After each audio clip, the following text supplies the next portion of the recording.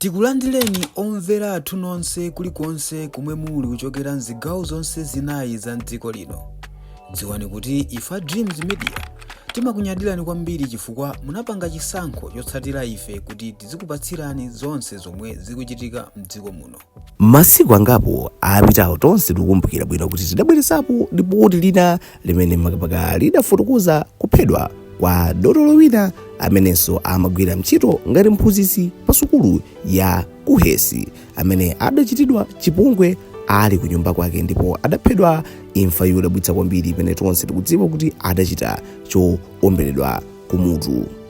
Koma pakatipa pakhalanso pakubwera mnkhani zosiyanasiyana. Apolisi laonaponso akunyozeka kuti palibe chimene akuchita ngakhale nkhani imeneyi imazungulira kwambiriso mparliament, koma apolisi samayankhulapo kwenikweni anti uzulo pamene taona apolisi atulusa ripoti ndipo mripoti lawo atchulamonso makamaka Zigawenga 6 zimene akuziganizira kuti zikukhuzidwanso pa mlandu umenewu. Kwasalaku ndi kungozifinyafinya kuti aulule amene adawatuma kapena zifukwa zimene iwowa adachitira zimenezi. So apa ndi ripoti tinazo limene lalembedwa momveka bwino ndipo ndiliwerenga mkati mwa ripoti imene liso kuchokeranso pa chikalata chimene apolisi alemba tikuona kuti mwachulidwa mayina azibambo ndithu amene akwana 6 kutengeranso umene amakhala zaka zawo amene akuaganizira kuti ndi amenenso adachita nawo upo umenewu. Kuti ripoti likumveka motani akuti apolisi atulusa chikalata chofotokozera za mulandu wa anthu amene anapha Dr. Bobe momwe ukuyendera. Apolisi atulusa mayina a anthu amene avomera kuti anapha Dr. Bobe. Kufufuza kukupitirira.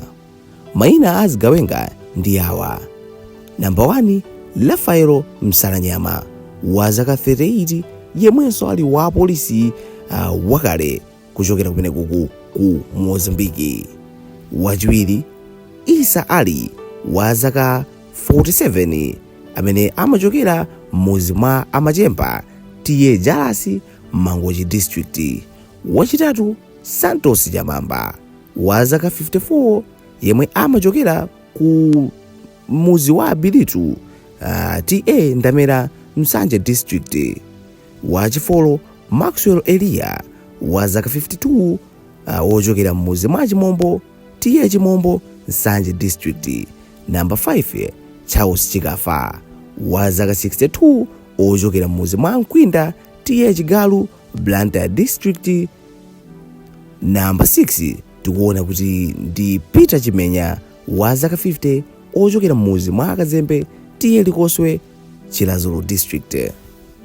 Tikuona kuti mayina a Zigawenga agwidwawo ndi amenewo ndipo avomeradi kuti mlandu umenewu ndithu chapena pake. Tikatengeranso chikalata chimenechi cha apolisi tikuona kuti apalembedwaponso zinthu ziwiri zitatu kusayinira kuti ndizoonadi zimene zachitika pamene pazi sinkhamba kamwa chabe. Kungowerenga machangu akuti Dr. Bobe was fatally shot by unknown criminals on November 17.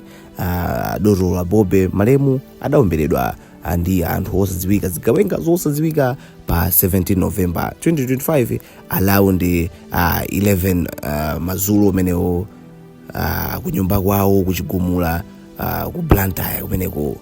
Akuti where a MacBook Pro 11 laptop, an iPad generation and NBS POS machine were stolen. Tikuphatikizaso apo tikuonapo kuti kompyuta kapita kuti laptop zawo ziwiri zidachitanso chobedwa kumenekoku. Ndi report likupitirira tikuti kuti this breakthrough follows detailed confession of 6 suspects who were arrested in connection with the crime.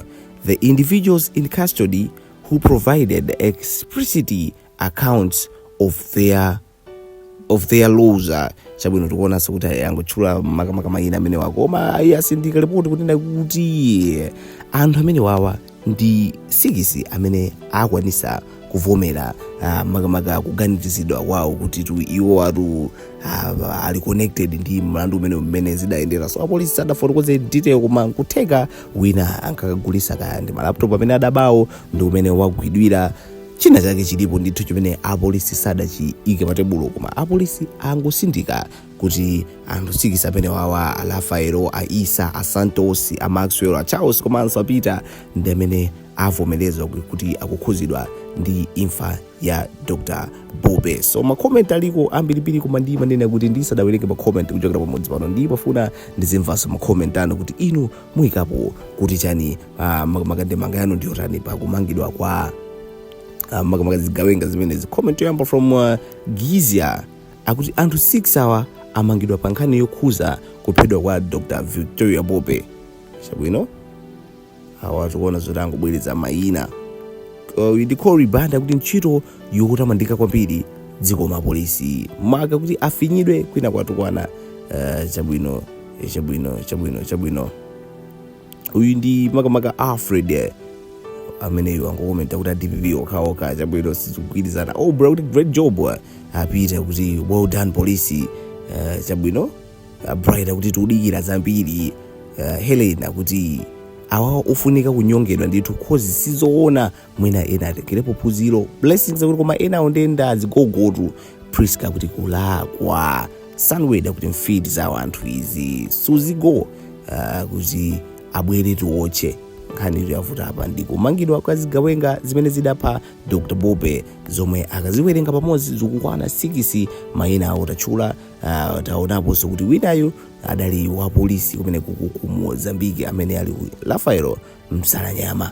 Kodi comment yanu ndiyotani? Taikira comment timve pakatizo anu ndipo tipa ndinanso kuti mukafika mapeto mukumvera komanso kuonera osama iwala kupanga like, share komanso subscribe. Until next time ndingoti komanenso mthawina.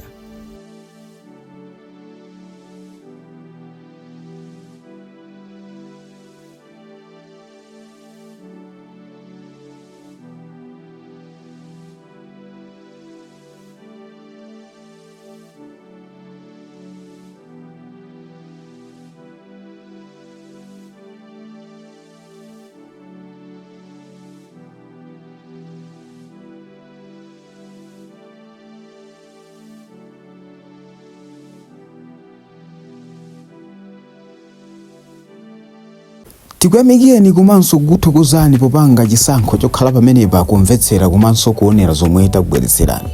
Chomwe tingakupempheni choti ngati munalendo pamudzi pano tapangani subscribe, chifukwa mukatero inu ndife tidzendera limodzi kuyambira lero mpaka na masiku omwe akubwera kusogoloko. Timabweratu ndi nkhani zochokera ngodya zonse zinayi za mdziko lino, kotero kuti inu simukuyenera kuti mukhale kunja kwa nkhani zimenezi. Tapangani subscribe, like, comment komanso share kuti tikhale limodzi mu ulendo umenewu.